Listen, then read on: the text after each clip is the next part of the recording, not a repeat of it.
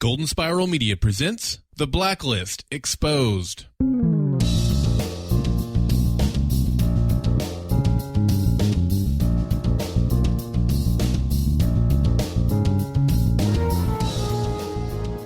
Kumbaya. Oh, what the heck was that? Well, that's one campfire we most certainly will forget. Welcome to The Blacklist Exposed. I am Agent Troy Heinrichs. I want some s'mores. And I'm Agent Aaron Peterson with your weekly dose of operatic perversion of righteous intent. So let's not waste any time and talk about number 114 on the blacklist, the Mombasa Cartel, which aired October 27th, 2014. Show notes and other intel for this episode of The Blacklist Exposed can be found at goldenspiralmedia.com/theblacklist. And remember, we offer you a new episode every Wednesday until they switch the show to Thursdays. Not to confuse anybody. You know, the thing that makes us, this show great especially, is all of you guys, the fans, and the great theories you all come up with, and the fact that we get to unravel all of that fun during our special agent intel section later on in the show. But have you found yourself lately just kind of taking a nice bubble bath, wondering, hey, I have an awesome theory. I wish I could be on the Blacklist Exposed. Well, guess what? You are in luck. Now, don't knock down your radio and excitement. Just head on over to goldenspiralmedia.com/feedback to submit your crazy off-the-wall theory that even Aram would be impressed with.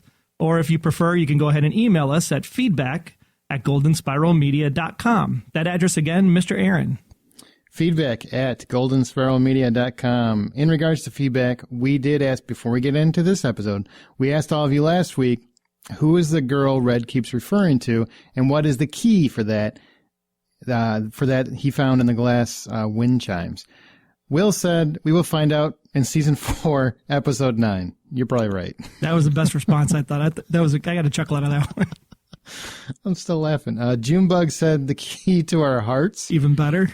Luis said, wants to know if the key is related to what is happening now, assuming Tom or the girl. And then Will came back and wanted to know if Pepper was more important since she knew where the key was. And will we ever find out what her role was? Because now she gone. Yeah. Murdered, supposedly, we assume, by Red or Dembe. Who knows? But it doesn't seem like Dembe is much the killing kind. Not after this episode, it doesn't. No, he seems like he has a soft heart. For such a savage child, he has turned the corner. That's right. Nice to goats and people. Oh, man. If you want to answer the profiling question of the week, you can head on over to our Facebook group. Just search for The Blacklist Exposed right there in the search bar. Join the discussion. Get in on the fun. And with that, the Mombasa Cartel. Let's break down this week's episode case profile. I kind of want to do that in my head just to make me get pumped. You know what I mean? How can you not be pumped after this week's episode? Man. I was pretty pumped. Before we get into it, I mean, overall, what did you think? I thought I had to stop and make sure I was still watching The Blacklist because some parts of this episode, I was like, what show am I watching? I'm here, I'm there, whoa, I'm over there. It's like, hey, did you change the channel? Because this looks like a different show. And it looks like a Chris Nolan movie is what it looked like. It totally looked like a Chris Nolan movie. Yes. And I'm just sitting there going, how is this all going to wrap up? But have no fear. John Bokenkamp and crew come through again, and it all comes up with a nice little bow. And it ended, I'll be honest with you, I will be perfect. Everybody listen, I'm perfectly honest. First 10 minutes, I'm like, what the hell is going on? This episode is going to suck. Because I didn't know what was going on. 10 minutes in, and I'm like, we've been to like 3 different time frames, all jumped around a bunch of continents. It just makes no sense at this point. I was wrong. By the end of the episode, everything came back around. It felt like, wow, you guys really thought this one through. I was very impressed. Probably one of my favorite episodes after it was all said and done. I mean, I know they teased us that Twin Peaks might be coming back, and I thought as he's walking down the beach that there might have been a nod to Twin Peaks right there.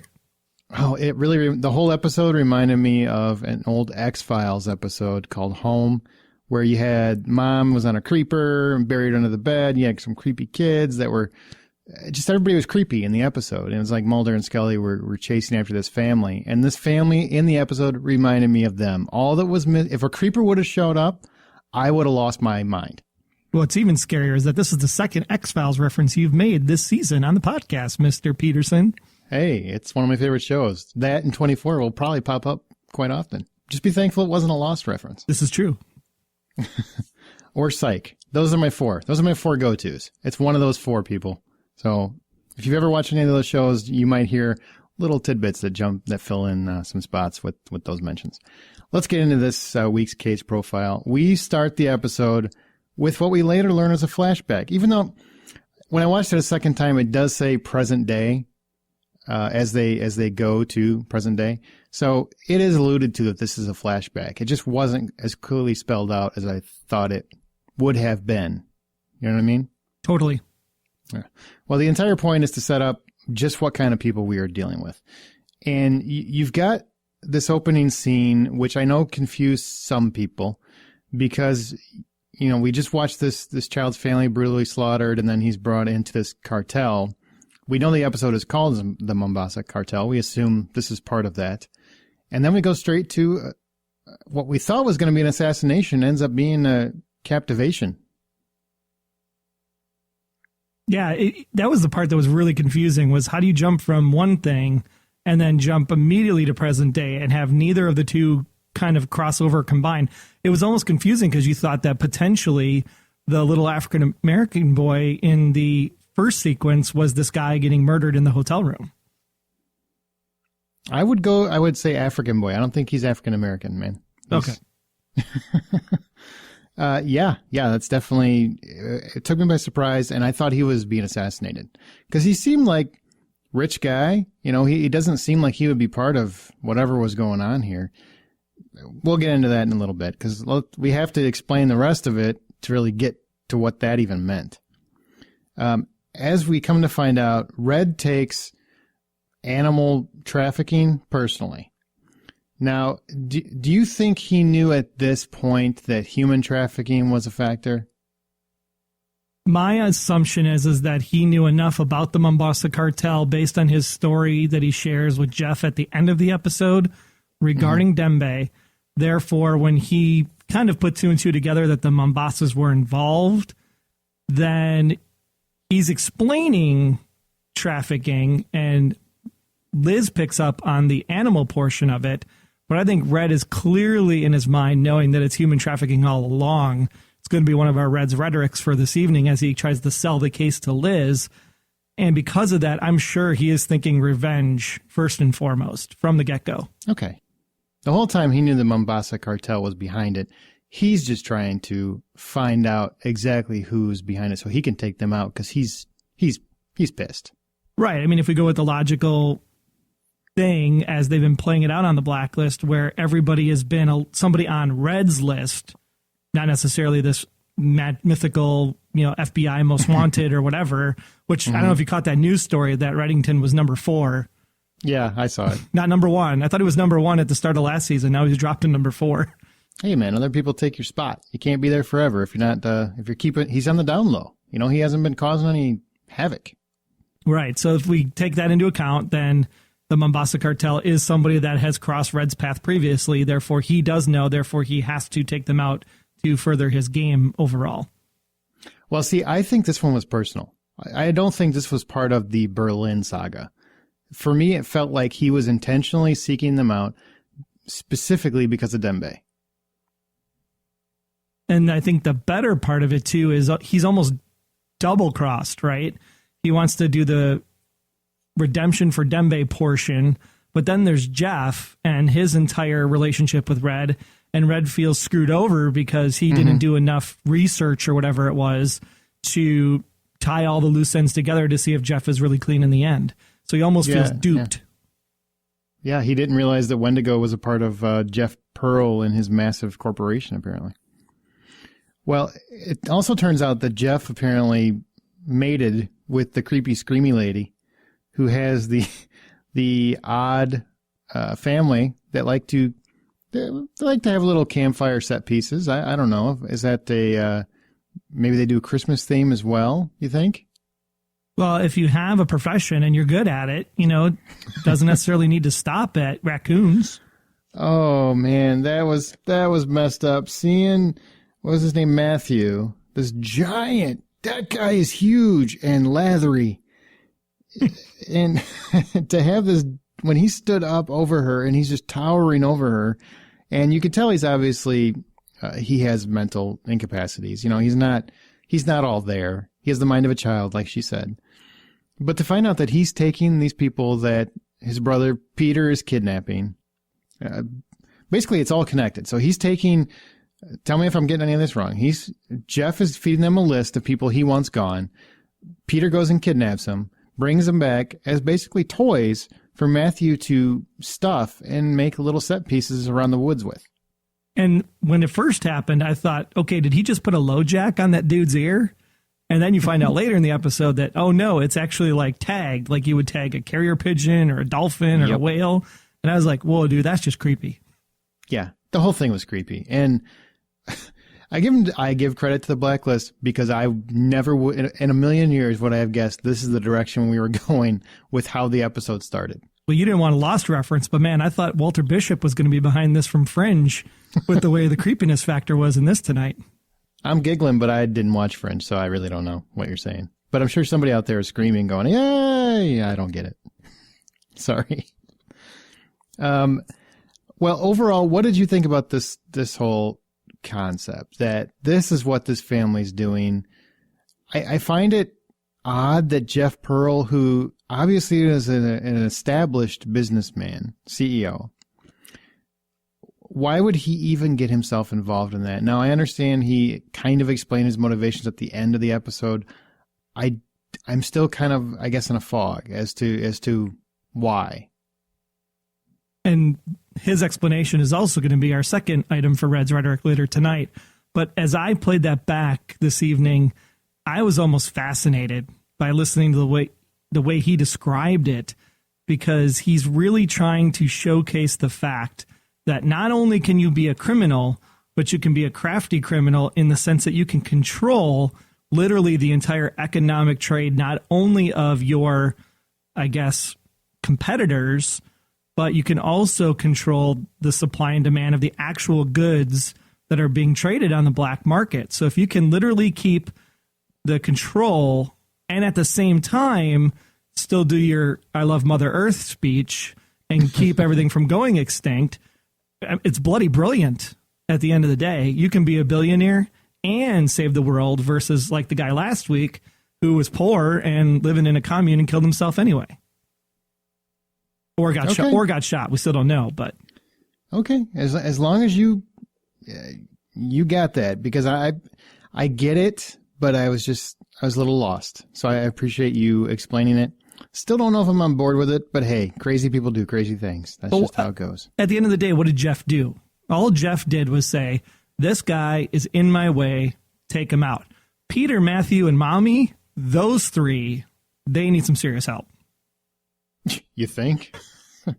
Yeah, they're a little messed up. But Jeff was just a businessman. I mean, Jeff literally did nothing wrong that any, call it mob, or whatever would do in, back in the 1800s, 1900s. Well, I know he knew what his son was doing. He just, let it slide because he said at one point, I should have taken care of it a long time ago. Matthew, a long time ago. Because he knows he's creepy and sadistic. And I didn't actually pick up on it until now, but notice the fact that he was somehow trying to still be fatherly, if you will, care for his son in some way, shape, or form, and then juxtaposition that over to Red, where he actually became the father figure for Dembe. So interesting how you had almost like two dads kind of squaring off in this particular Blacklist episode. Yeah, Jeff is kind of like one of those distant fathers who likes to think he's doing what he's supposed to do, but he's really not around a whole lot. Not a whole lot. It was an interesting episode. It's definitely odd. Definitely odd. And Matthew is a messed up kid who has a weird idea of fun. His version of G.I. Joe is not quite what mine was, but hey, everybody's got their way. You know what I mean? Everybody's got their way. My question is Katniss going to face off against him in the new Hunger Games movie coming out later in November? When he came out, he shot that arrow. I'm like, oh, that's the ugliest Katniss Halloween costume I've ever seen. Ever. Oh, thank goodness he didn't have any more bubbles on him, because that would have been just creepy as well. Now, Ressler gets kidnapped because he's doing a little bit too much fiending, and we'll get into his pill popping a little later. But he ends up escaping. gets an innocent Asian guy killed, which I want to point out, he really got him killed. Because he basically held him up against a tree as target practice for Matthew. Well, the bigger question is, as he's running away, why does he stop as he's running away? Is he's like realizing, oh man, I didn't work out this week and I can't get away fast enough, so I'll just take a breather right here in the open? Well, I mean, he was kind of going through withdrawals, so I'm sure there's some of that addiction that was causing a problem for him. He was having a hard time gathering composure. He was having fits of withdrawal. Really, that's what I got out of it. You didn't see it that way? I mean, I could. The guy was licking his pill container 5 minutes earlier. But at the same time, he's still trained. He's still FBI, just like he said. It's like, what are you doing? You're FBI. Get us out of here. He's trained, but, you know, when you're going through withdrawals, I hear it's quite difficult. I don't really know. I'm not going to tell you about it. 12 steps, man. Lizzie ends up saving his butt, which is good. He should give her a big, giant thank you. So what did you think overall? And really, it's funny because you would think this is the biggest portion of the episode, and this is really what I thought was kind of the smallest portion of the episode. It was really just what was needed to get us from little small character moments to the next one. You know what I mean? Well, we were talking about how Ressler didn't get enough showcasing since the pill introduction earlier in the season, and he was kind of put on the back burner. Here he gets a full-fledged front attempt to be in the limelight. Granted, he's still kind of in the background because he doesn't have a lot of dialogue, but he does a lot, again, without saying a lot, just like most of the characters on the Blacklist. So when we look at it from that perspective, the bigger question I have is, why does Lizzie confront him and, hey, you were late for work again, and really riding his goat, and then saves his bacon in the end? Is it because she knows that she's in the same boat with whatever she's keeping secret, doing these off-book stuff, you know, stealing the money from Monarch Douglas, we assume? So is that why she cuts him a break? But at the same time, it was the pills now that caused her life to be in jeopardy way back in Lord Baltimore. So why let him slide? Hey, you're jumping ahead of the gun, sir. You got to wait until we get to the characters. Fine. Which is what we're going to do right now. Aram and Samar, they had a little bit more to do. It was a lot of just exposition, you know, driving the plot forward. But there was one little aside that I thought was really interesting, which is Samar makes a crack about Aram, or Aram's way, I guess, where she's like, something along the lines of erectile dysfunction, and looks right at him.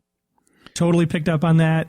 I about burst a gut out loud when she just kind of was like, erectile dysfunction, glance. And Aram's like, huh? So do you think they have Well, you have to wonder, based on how the line was delivered, if they the line was delivered and she eyeballed him. She's like, hey, you. Remember that night? You know, that's how I felt. Or was it, hey, you better not have this problem because it's coming down the line. Oh, no. I got the idea that they've already had this conversation. And he's like, oh, why'd you say it in front of my workers, man? The coworkers. Don't do that. That's bad for them. That's what I got. It was interesting. And I think it's great. These guys have a little bit lighter moments here and there because the show's so dark and mysterious a lot of the time. So that was a fun moment. And I actually rewound it, not because I wanted to write it down or anything, just because it was that funny. Yeah, and it's a little touches that, and again, at this point in the show, you're like, okay, I'm watching episode 1, I'm watching episode 5, I'm watching episode 3, I'm watching episode 7. It's bouncing all around all over the place. And then you're like, there's a joke. And the joke was actually at that point, the best part of the episode. It was pretty good. Now, Sniper Joe, Mr. Vargas wasn't here this week. I'm sure he's still out trying to find the right turtleneck for the winter season. Sniper Joe got set up. Now, I think they mentioned his name actually on that news report. I didn't write it down because I like calling him Sniper Joe. Kind of used to it at this point. Well, and the bigger question here is, how did Lizzie slip up so bad to let Sniper Joe follow her into the bunker, wherever this place is, where she's holding the mysterious person behind the door?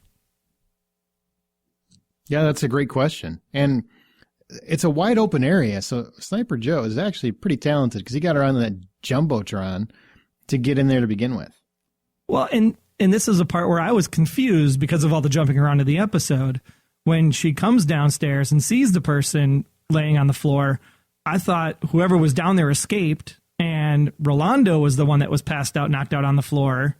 Her bouncer that was texting her, I think it was Rolando, I think was on the text.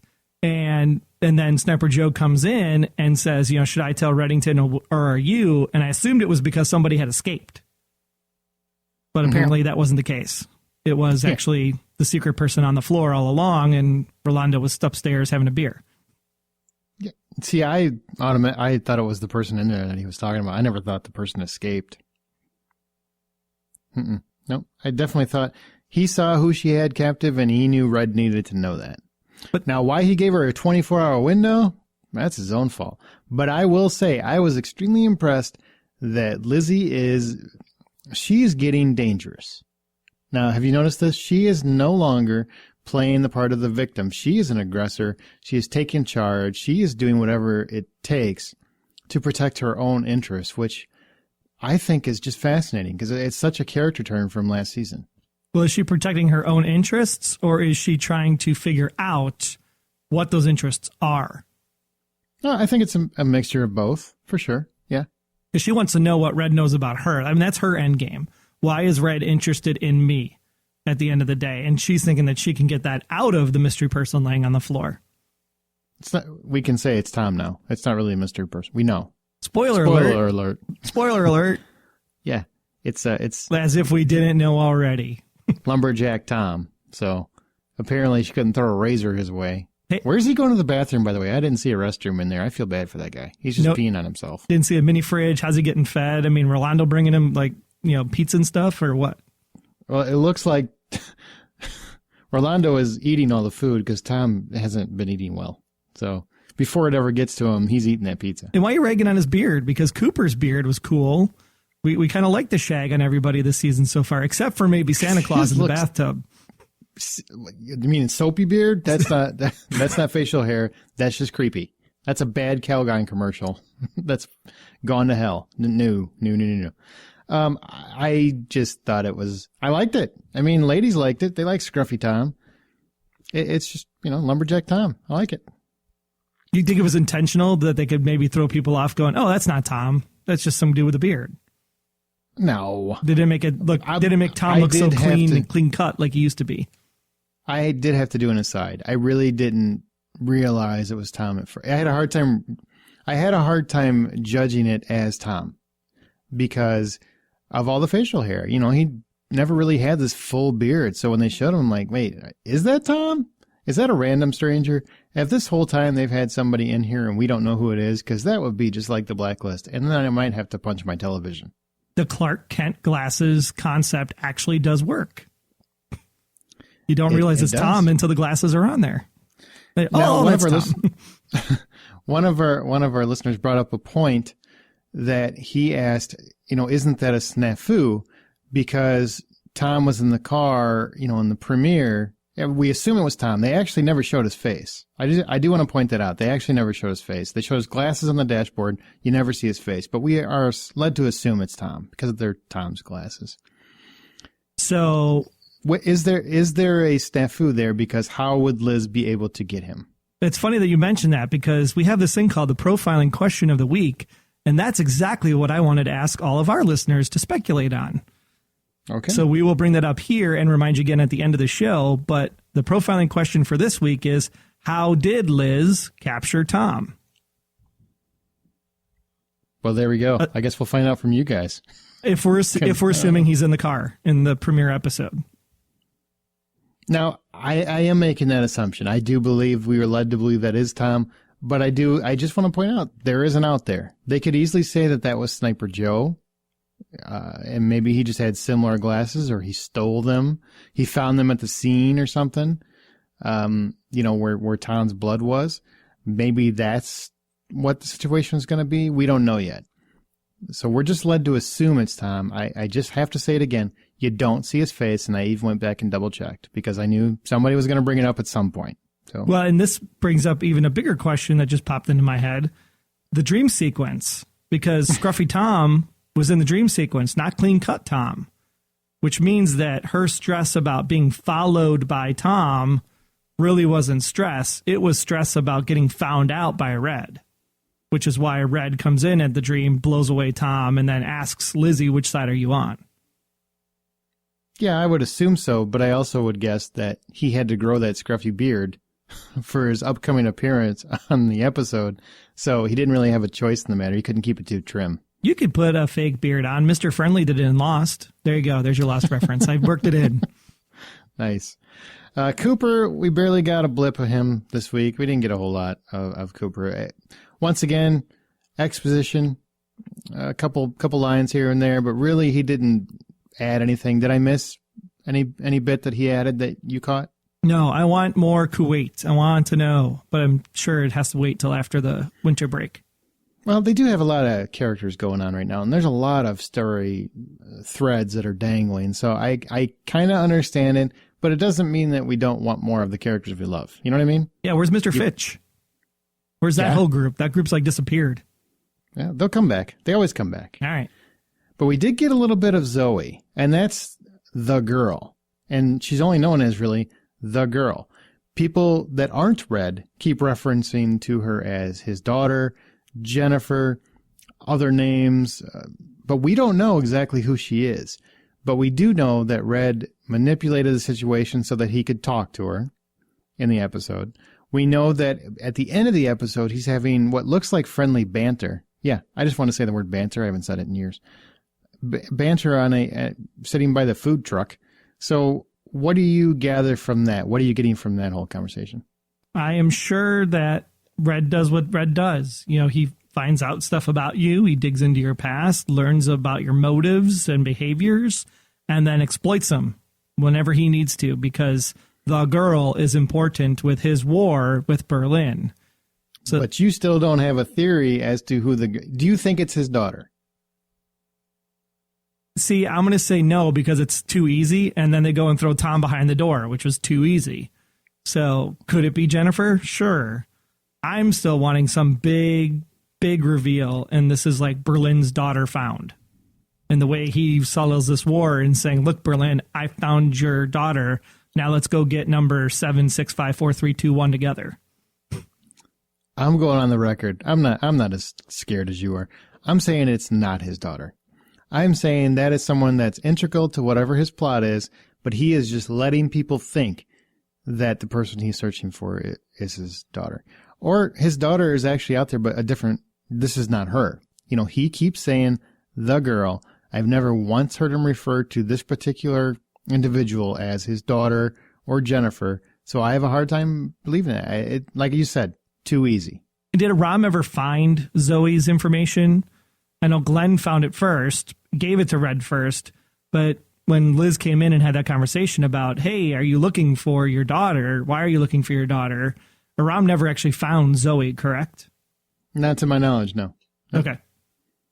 We're just calling her Zoe. Well, that is her name, and that's how she identified herself. I thought food truck girl would have been cool too, but we'll go with Zoe since we actually have her name.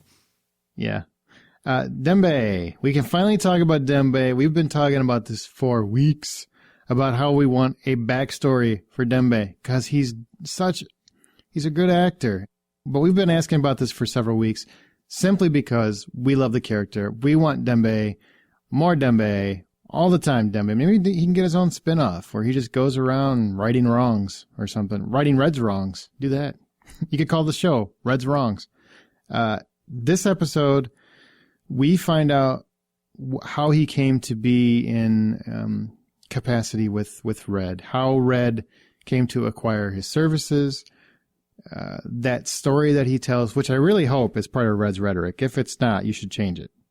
Is it part of Red's rhetoric, that speech? Technically, we're only giving 2 for voting, but I did include it as a special bonus feature to listen to the speech one more time about how he came out. So yes, we will have a special third element for Red's rhetoric, not to vote on, just to enjoy the great story from Red once more.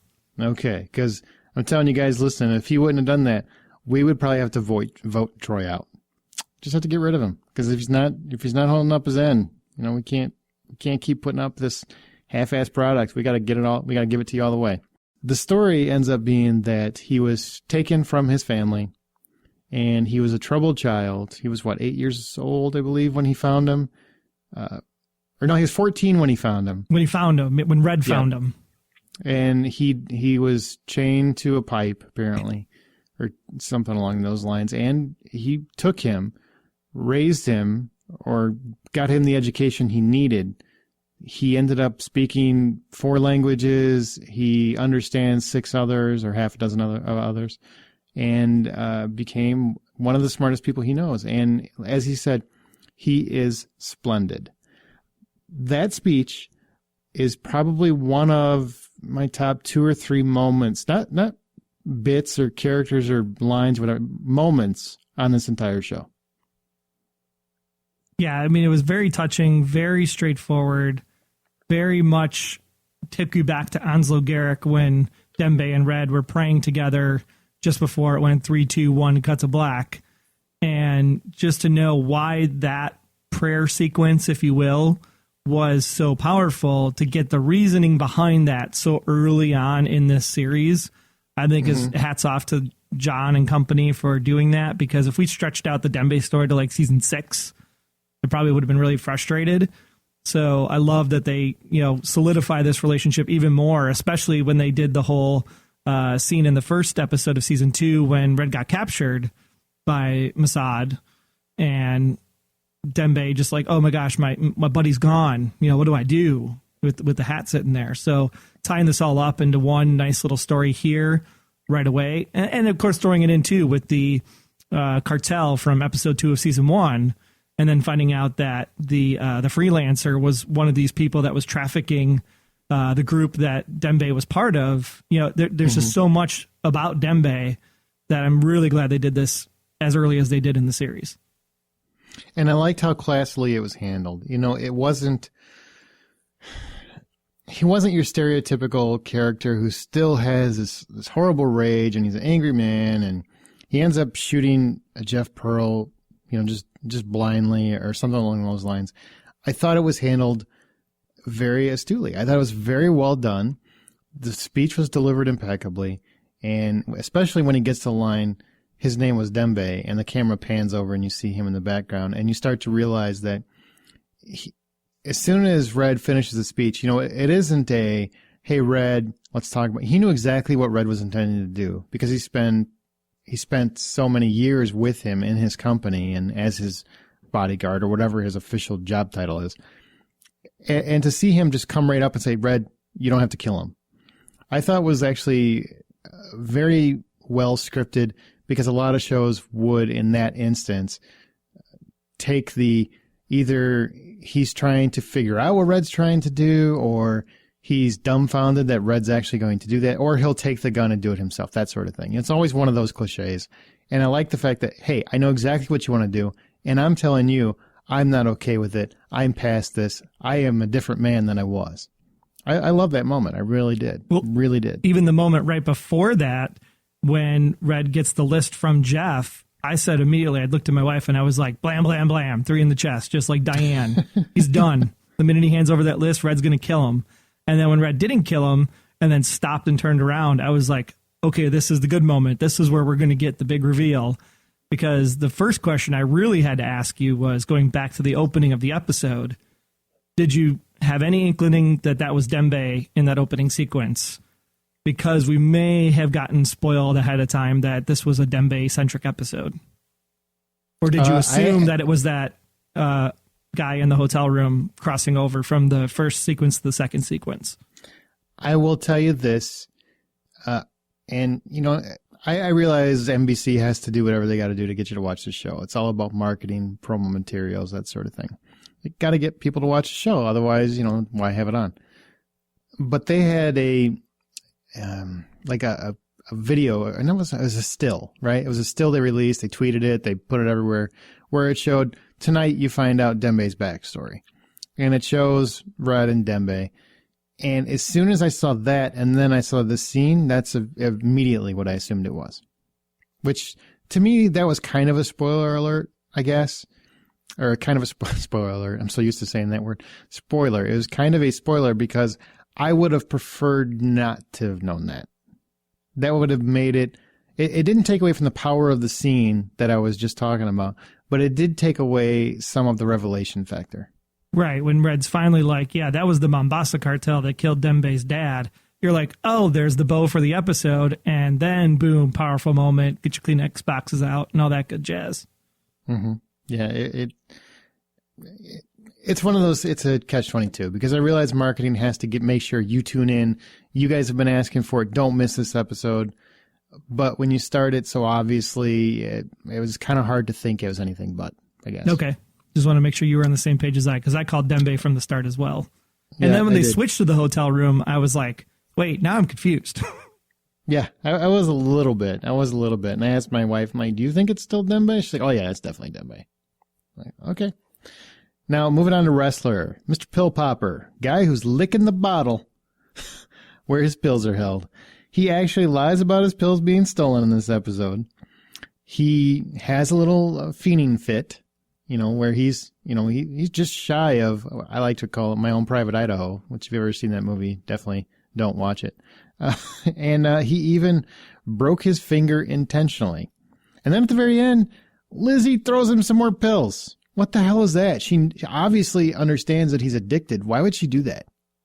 Well, I'm going to go back to the broken finger first, because I have to ask you this question. Let's go back there. We'll get to Lizzie at the end. Sure. Yeah. Okay. So why break his finger? So here's where I was going back and forth. Is he at that point where he's kind of one of these, I need the pain in order to feel better? So did he break his finger for the pain rush?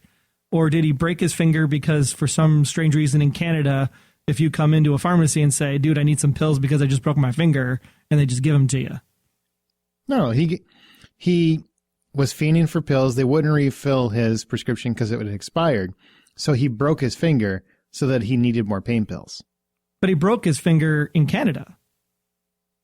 Well, yeah, but a pharmacy still has doctors on site. They had doctors on site, I believe. Yeah, but he was trying to fill the script originally back in the States. Well, man, it's all the same. You can still get prescriptions in other countries. Well, that's what I'm saying. Did he have to break his finger to get a prescription filled in Canada? I'm sure he broke his finger, so he needed more pain drugs, and that's the only way he could get them. That's what I got. And I guess I clarify. It wasn't Canada. It was Alaska, right? That's U.S. That's U.S. That's not Canada. You're confusing me. I don't even know where I'm at anymore. I just float the way the tide goes. Russia, Japan, Alaska, it doesn't matter. And even if it wasn't Canada, I don't even think you need prescriptions. They just give you drugs. It's all like one universal healthcare thing. So they're just throwing them out left and right. It's true. I don't think it's true. No. I really don't think it's true. But yeah, to my understanding, he broke his finger completely so he could go in and say, ow, ow, ow, I need more pain pills. And they gave him more pain pills. Did you like this play on his character? Because we kind of thought the pill thing was done, and then they brought it back.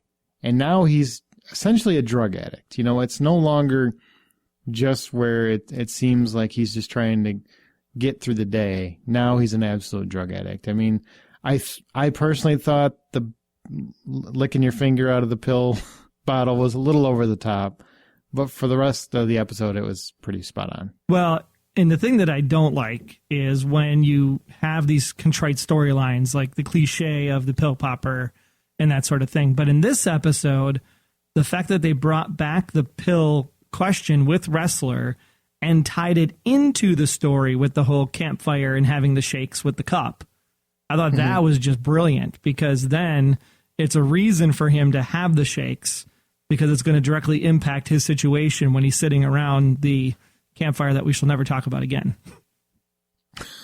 The creepy campfire. No. Chills every time. That was great, man. I like that. That was a great Halloween episode. That's what this was, because I was creeped out. And I don't get creeped out during much. And I was creeped out. Still am a little bit. Well, then how is he fighting Matthew, right? Mikey? Matthew? Matthew was the big, giant, soapy guy. So when he's fighting Matthew, how can he do that with the broken finger and be successful? That's the other thing that was a little bit off, but... Adrenaline does wonders. It's true. And he did stab him with the arrow or whatever, so, that helped. That did help. God, now you mentioned his name again. Now I'm remembering Mom and him in the bathtub. Oh, God. I'm just thinking I can never watch the new Addams Family with my kids, because he played Lurch in the new Addams Family. And so that's just going to creep me out when I see him now. Oh, is that the same guy? Same guy. Oh, when you were telling me you kept calling him Lurch, I just assumed it was because he was a tall, lumbering fellow. I didn't think it was actually because of that. Wow. He actually did play Lurch. Who played Screaming Mom? Because that scream still haunts me a little bit. Oh, yeah. That is. I think that's actually more scary than the bathtub scene, to be quite honest. I don't know. Well, there was that bathtub scene, and then there was that bathtub scene. That bathtub scene was a little stranger to me. I didn't mind the electrocution one. That was fine with that. I had a problem with Soapy Mom wiping down Soapy giant guy. That was a little odd. A little creepy. But hey, he's like a little kid. Okay, so when Lizzie brought his pills over to him, obviously realizing that he was going through withdrawals, did she do that out of the goodness of her heart, or was there an ulterior motive? Because she's been pretty sly lately. I want to say the reasoning behind it is because she's saying, I get it. This is your one favor. I'm going to come asking for a favor later on, too. Just remember this. Because she's busting his chops a couple times throughout the course of the season. So she's not doing it because she wants him to have the pills. She wants to call him out and say, you need to get help.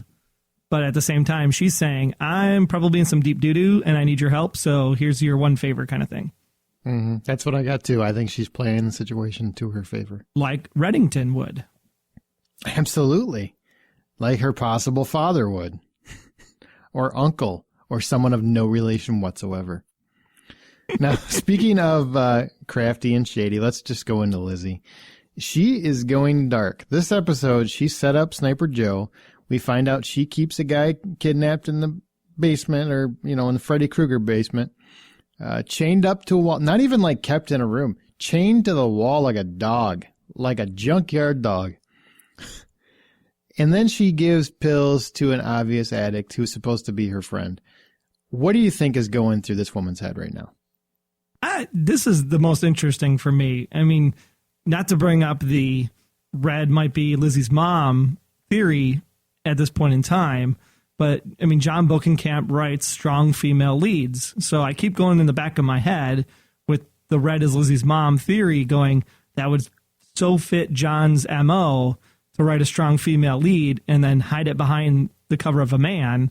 That would be just brilliant. But then you come back to Liz and say, well, Liz is a woman and John writes strong female leads. So this season really has showcased Megan Boone coming into this part and what Red has done to her, because she would not have acted this way out of the gate in episode 1, season 1. So the transformation she's gone through, having Red kind of eat at her mind and twisting what is right and what is okay, I think is really interesting to watch, and I'm dying to see how this plays out in the end. Is she going to get Tom on her side? Is she just using Tom for info? Is she just playing him because he played her, and it's like her little sick pet down in the basement? It's really interesting where her mind is going. The fact that she can do the doppelganger thing last week and be that sick and twisted about it, I mean, genius, what they're able to do with her character. But why? And what is it all playing up to?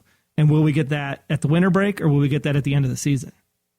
I think you're going to get a lot in the winter break. I mean, we're only 2 episodes away from that. So next weekend, I think, is going to be a lot of setup. I think we're going to have a lot to talk about next week, which, was a typical week, but I think we're going to get more next week. And I got a glimpse at the title of the fall finale episode. I'm not going to give it away, but it's got my head spinning. I don't want to know. I never look at that intentionally, just because I'm always afraid that there's going to be something in the title that gives something away, and I don't want it in my head. I think this gives something away. Well, then don't tell me. I'm not telling you. Don't tell anybody listening. We don't want to know. You're going to read it at the end of the episode next week, so you'll get it soon enough. Shut up. No, because we can always just say, come back next week for the fall finale. See? Save me, man. I don't want to be part of your spoiler world. I don't want to know stuff. Now, what about Red? We learned here's what I was really happy about this episode. Several times throughout this episode, well, let me go back. Throughout this season, actually the last season and probably few episodes from the end of last season, we've seen Red be duplicitous. We've seen Red fight his little war, get revenge on a lot of people that he needed to get revenge on, wipe out a lot of people that he needed to get rid of. What we haven't seen is humane Red a lot, which we got in the first half of the first season, where he seemed concerned about Lizzie. He seemed concerned about her well-being and even at one point Cooper's well-being.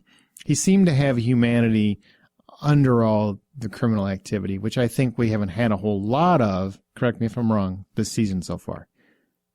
Humanity, I don't know if the humanity is the right word, though. What would you call it? I think everything Red does is for Red's own interests. So where it looks to us as he's being humane to Harold, and where he's being humane and caring about Liz, he's caring about his agenda only, which is why this episode showcases that he is human when it comes to Dembe. And so is really Liz, when Berlin's saying, I found my connection to you, I found it through Liz. That's how I found you. It's your crutch. I don't think Liz is his crutch. I think Dembe is his crutch. Okay. That's a very interesting way to look at it. Well, what I got out of this episode was, however you feel about his relationship with Liz and Cooper, I definitely get the feeling Dembe is someone he loves. And I got to see a human side of Red again, which I haven't seen in a long time. And I was very happy about that. I love seeing, his relationship with this Zoe. I don't know if that's organic, if it's real, what it is, but it seemed like he was enjoying himself. Obviously, he's a master manipulator. That could all be faking it. But he wasn't faking with Dembe. He loves Dembe. He respects Dembe, and he cares about what happened to Dembe. So that entire situation I thought was very well done and very needed for this show. Because for us to keep... People say, well, Red, he says all these great things and he's really cool and he's a real badass. And, that's all well and good. But your best villains have to have a hint of humanity, because you have to understand why they're doing what they're doing. If you don't feel to some degree that you not necessarily agree with it, but you understand their plight, that to me is the difference between a good villain and a great villain. And it was absolutely needed to showcase that he's not just 100% Snidely Whiplash evil. And the bigger question then is, look at Liz's character from season 1, where she was the humane one. Now she's all shifty and crafty, where Red's going from shifty and crafty to humane. Is that something that we should be paying more attention to, and how those characters develop over the rest of the season? I definitely think we should pay attention to it. I don't know if he's jumping in the humanity bandwagon.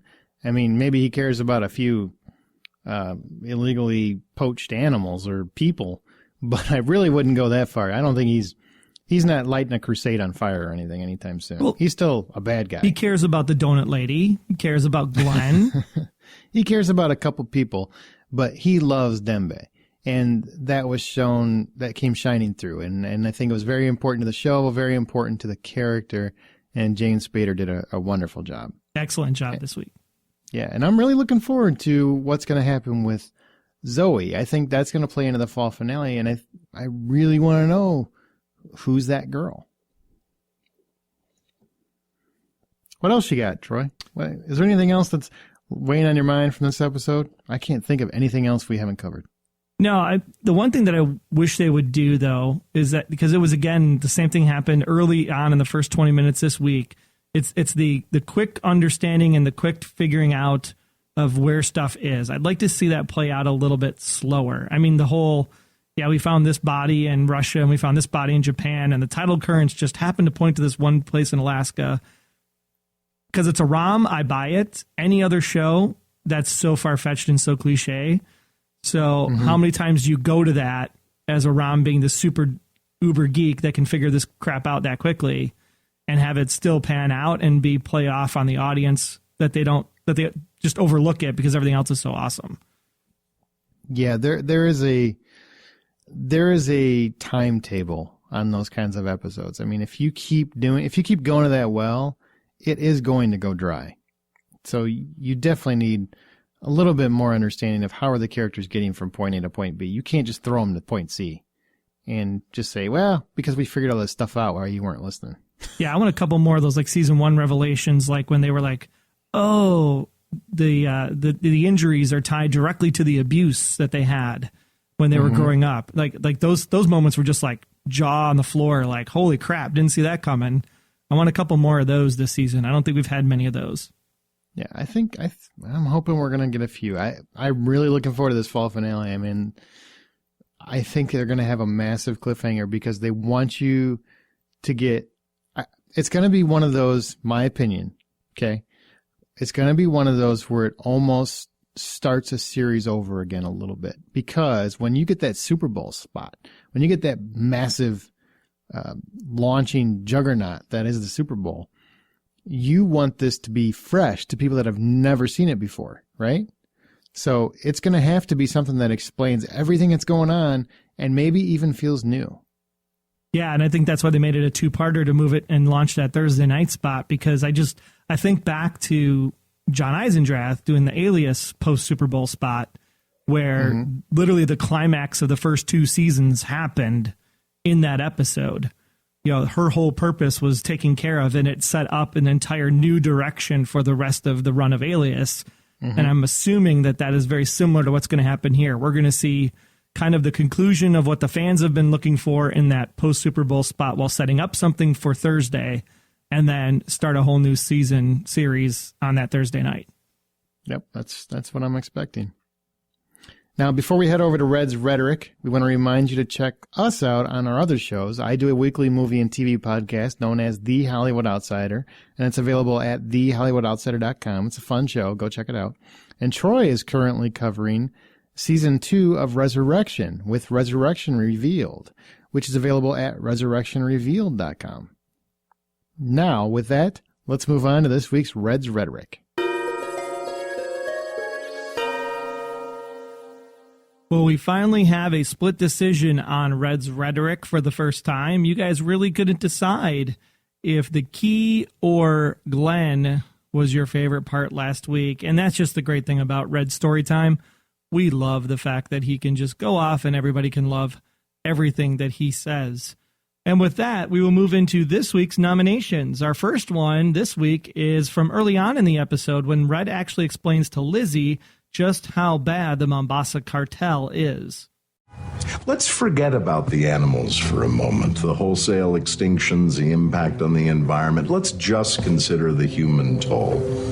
The thorough corruption of local authorities, political assassinations, the massacres of entire villages and wildlife compounds, eradicated for the most base of all possible motives, profit.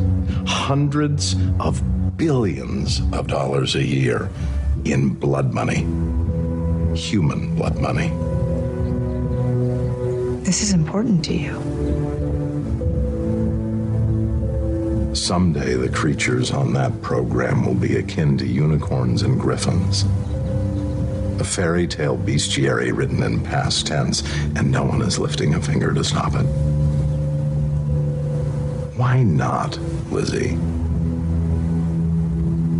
Why not us? Our second nomination is the conversation between Jeff and Red as it pertains to macro, micro, and maybe even some voodoo economics. I simply cannot fathom the journey, the moral detours necessary to change a man who cherished all creatures, great and small, into one who profits from their slaughter. My motives have never been about profits. I have more money than I'll ever need, and there's been no journey, no detours. I'm the same guy I've always been. I'm a conservationist. And as you point out, I'm a businessman. I understand the law of supply and demand. As long as the market exists, and it will always exist, there will be people willing to meet the demand. It can't be stopped. It can be controlled. A natural monopoly. Exactly. These cartels are completely out of control. But through a natural monopoly, the supply curve can be managed. The short-term demand can be met without threatening the long-term survival of the species. Jeff, that was breathtaking. And because it was the story we had all been waiting for, here is a special bonus this week as we learn about that young boy put out to pasture like the goats he was tending to when his family ceased to exist. 29 years ago in Sierra Leone, there was a farmer named Samuel Zuma who had the audacity to identify several low-level Mombasa operatives to local authorities. The cartel massacred the entire family. All but the youngest son, he was sold to a local ring of flesh peddlers. The majority of children in those circumstances don't last more than 9 months. He survived 8 years. He was 14 when I found him. Too old, too tall, too angry and dangerous to be of any further value. He was left to die, chained to a standpipe in the basement of a squalid brothel in Nairobi, branded, burned, barely alive. So I took him, made him well, saw to his education. He graduated university with a bachelor's degree in English literature. He speaks 4 languages fluently and can get by in half a dozen more. He is splendid.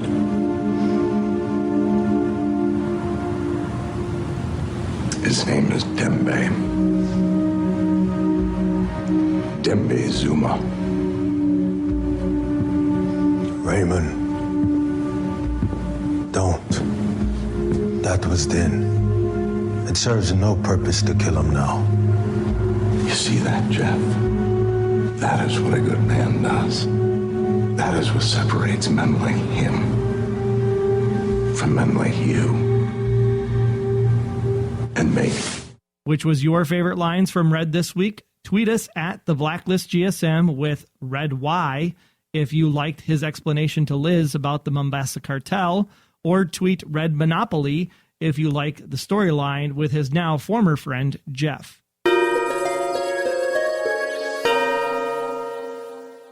Now let's head over to our special agent intel. Todd is back. He says, "Hi, Troy and Aaron. I give the Mombasa Cartel 8 taxidermied people." That is one campfire, basically, right? That's one heck of a song there, Hector. Number 1, if the writers are creating Ressler's drug problem to fill the season with meaningless drama, then I don't want to see it. But if they are creating his problem to set up a character death or advance the main story in any way, then they had better get a move on, because once you have seen someone smash their finger to get pain pills, then you've seen it all. It was a bit extreme. But if you've ever known an addict, I know that those moments are cliched on TV, okay? But if you've ever actually known an addict, and my uncle was one, you understand that things like this. So it doesn't seem so far-fetched, I think, if you've ever known one. Does that make sense? I'm not excusing it. I realize it looks cheesy on TV, but people do that sort of thing. That's why I was focused on, was he just hurting himself to get the fix of the pain versus truly trying to get the drugs because of the injury? He wants the drugs, man. Number 2, points to the writers for being extra creepy with the taxidermic people. Yeah, extra points, bonus points, triple points. That one dude's eyes, the black eyes, are just going to haunt me for the rest of my life. It was so. Yeah, at least Hector looked decent, slumped over with his guitar. But the other guy, no. Nobody looked decent. Everybody looked creepy as hell. What are you talking about? There's no decent. When you look at people's eyes, there's something different about seeing in their soul. And that one guy, his eyes were so wide open with no eyes in it, or black eyes, or whatever it was, just creeped me out. That guy, no, not so good. Were they black like a doll's eyes? Totally. Happy Halloween. Number 3, that's actually from Jaws. Jeez. Number 3, but, well, I guess they use that line in Halloween to a degree as well. I guess we're all right. Number 3, let's just say that my mind wasn't blown when it was revealed to be Tom was her secret source. Who else knew about Berlin's operation to know that they did business with Monarch Douglas and was major enough a character to be a meaningful reveal? I think everybody felt that way. It was one of those things where I think we all just thought, because the show likes to pull the chair or the rug out from under us, we assumed it couldn't be Tom. It had to be somebody else. We were just all wrong. or right. It really depends on how you look at it. Number 4. So if Tom had been captive all this time, then who was spying on Keen in the premiere? I think that's a question that we're trying to ask. Was that Tom who later got captured by Keen to become her source?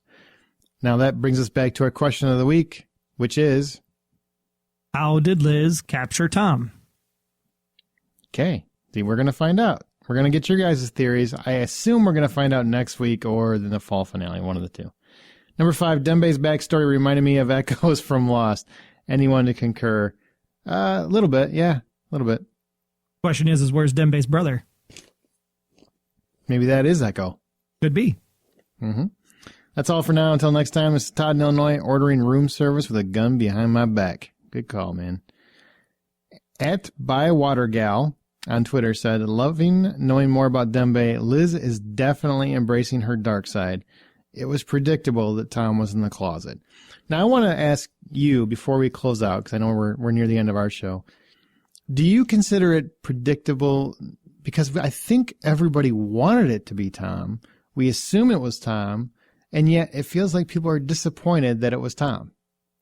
I'm in the disappointed camp because Tom disappearing at the end of the season finale, not being in the apartment, the first question you have to start playing through now is, well, did Liz go back and get Tom later? And if that's the case, wouldn't have Red had people watching it and Red would have known? And so if that's not the case, then where was Tom from the time he left the apartment till the time he was in the car with his glasses on the dashboard, till the time Liz captured him? Or has he been captured this whole time and Liz has been tending to his wounds? So it's just, there's too many holes from what I can see that Tom would have been the answer behind the door. And then when it is Tom, then you start to go, okay, well, what about this? What about this? What about this? What about that? And then that makes you not as enjoy it as much because you're starting to question everything else. Then you start to question other stuff because of it. I don't want to question the show. I want to have faith that everybody's doing the right things. Things are playing out like they're supposed to. Utilizing the pill popping to actually drive plot forward today. Great stuff. Dembe's tie up. Great stuff. You know, so you don't want to knock on the show at all for any plot holes, but Tom right now to me is a plot hole. And I don't want to wait until February to find out how the plot hole gets filled. Yeah. Wow. Nice analogy. I like that. Did you write that down? That just come into your head? Just came in. You are gifted, my friend. Yeah, I want my plot hole filled before the fall finale. I want to know how you got Tom. What's Tom doing in that basement? Where's he going pee-pee? I want to know these things before the fall finale. I want to know where the heck the basement is. Where is this building? Yeah. I mean, she just came up with it. It's just randomly came up with it. Like, I know this place. It's right below the Subway. So I'm going to, the Subway restaurant. So I'm going to take him over there, and that's where we're going to put him. More importantly, and I'm going to find this big guy that you've never seen before, and he's going to guard it. Well, Rolando is the doppelganger's like brother or something. Yeah, something like that. Yeah. There's lots more to know, guys. So be sure to answer a profiling question of the week, which once again is, how did Liz capture Tom? All right. That's number 3. If you haven't heard it and figured it out by now, you weren't listening because he said it 3 times. 3 times. All right. Well, that's going to conclude this episode. Be sure to follow us on Twitter this season at the Blacklist GSM. We're live tweeting during the East Coast feed. We had a lot of fun last week. And we will, or this week, I should say, and we will use the show's hashtag, The Blacklist. We also have a Facebook group to search for The Blacklist Exposed and join us for the fun. Also, the website will have all the episode intel and analysis, as well as links to subscribe to the feed in iTunes and Stitcher. That way, you don't miss an episode.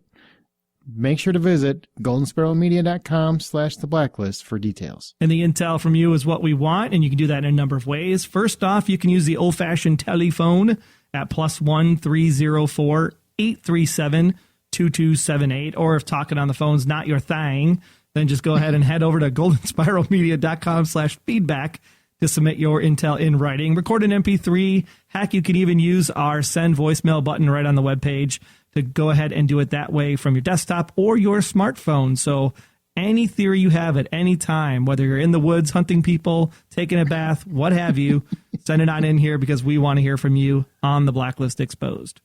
Oh, it's so funny. I don't want to go camping. You know what's horrible? I'll tell you this real quick before we leave. I go backpacking every year. It's kind of a thing I do with my friends, right? Every year, maybe sometimes twice a year, we go out in the middle of nowhere and we just spend a few days pretending like we're men. I don't want to go anymore because I'm afraid I'm going to go up there the next time and there's going to be a bunch of creepy guys sitting around a campfire that don't move and have black eyes. Paul Bunyan takes on a whole new meaning now. It does. It really ruined my trip. Thank you, Blacklist. Thanks for ruining my camping trip. I really appreciate it. As you leave your feedback, be sure to mention the Blacklist Exposed, and a big thank you for listening this week. Don't forget to answer our profiling question of the week for the 4th time. How did Liz capture Tom? Until next time, I am Agent Troy Heinrichs. That's at Troy Heinrichs on Twitter if you want to follow me there. Also, be sure to check out my other podcast, Resurrection Revealed, over at resurrectionrevealed.com. And I'm Agent Aaron Peterson. You can find me talking about movies and TV on the Hollywood Outsider podcast. We also have a lot of interviews and stuff going on, so definitely check that out. It's available at thehollywoodoutsider.com. Twitter is at H_outsider. I would give you my personal Twitter, but I never really use it, so why waste your time? Be sure to come back next time as we chat about the Scimitar. In the meantime, make sure to keep yourself off of The Blacklist.